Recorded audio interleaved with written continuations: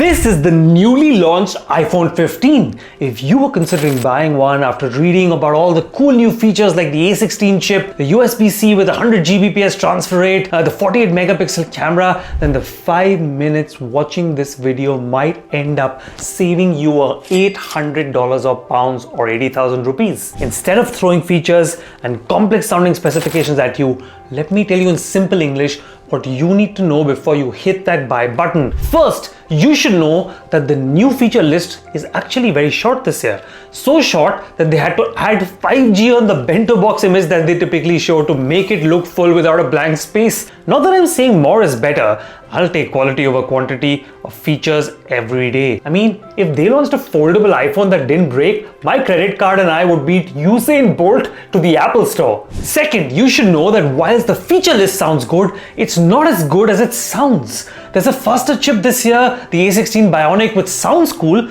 but I have literally never seen a new iPhone not feel insanely zippy when you start using it. So I don't think it makes that much of a difference. It's got new colors, but the iPhone 14 had great colors as well. It's got a USB-C port, but that's just forced compliance with the new EU laws, and frankly in the short term it's inconvenient while you still have other devices and accessories that all need lightning cables. The peak brightness is now 2000 nits versus the current 1000 nits on the iPhone 14, which is handy in bright direct sunlight, but it's a small inconvenience once again unless you're outdoors for a large part of your day. And hence, third, the main feature upgrade worth talking about is the camera. It's got a 48 megapixel main camera, which is similar to the Pro models last year, which is nice. But as I explain in another video, which I'll link up here and down below, you don't need more than 20 megapixel on your camera for most shots. The rest is detail you will never use unless you plan to print and blow up your pictures to paste on the side of a building. However, Apple did use this 48 megapixel resolution for a cool trick.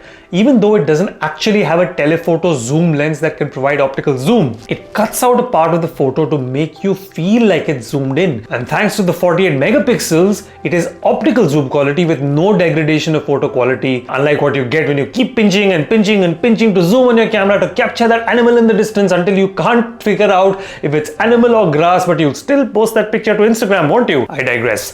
Fourth, you'll get the dynamic island, which till last year was just on the Pro models. I think this is a neat feature which takes a bug, which is the notch on the iPhone, which actually I argue is a necessary evil in another video, which I'll leave a link to down below. It takes this notch, which has the speaker and the front camera and the bunch of sensors around it, and it turns it into a feature. It shows all kinds of cool, useful information, like when your flight is boarding, when your Uber is arriving, whether your pizza is late, whether the map directions are taking you to the center of the ocean or not. This isn't a new feature though. It was there last year on the Pro models, and to be honest, it's nice to have, but it's not a compelling enough reason to upgrade. I actually have two iPhones. One is the old one without the dynamic island, and one is a new one with, but I still use the old one more because it's just a bigger screen which is better to use. Fifth, the small upgrades like the slight design changes like rounder edges around the corners and the color infused glass that you may not have noticed until I pointed them out to you. They claim it's much more recycled and much more environmentally friendly. For example, 75% recycled aluminum and 100% recycled cobalt